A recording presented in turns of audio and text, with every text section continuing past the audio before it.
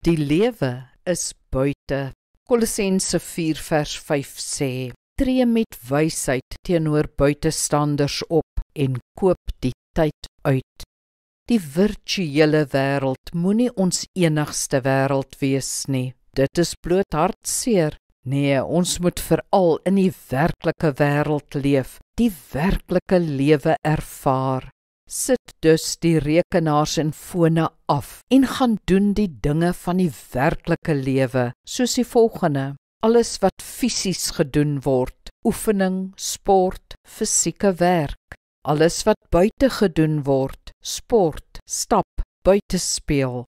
Alles wat sosiaal gedoen word, kuier, gesels, uitgaan, kerk. Alles wat in die natuur gedoen word, diere, tuin maak, kamp, reis. En alles wat kreatief gedoen word, fluite, kunste, tegniese werk.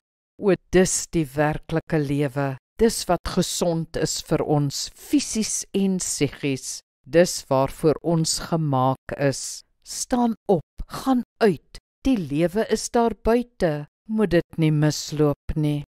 Kom ons bid saam.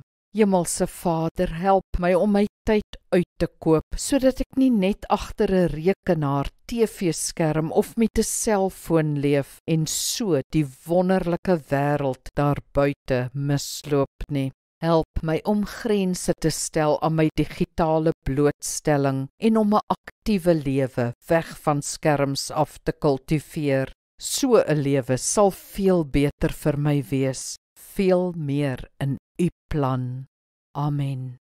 Die Here seën jou.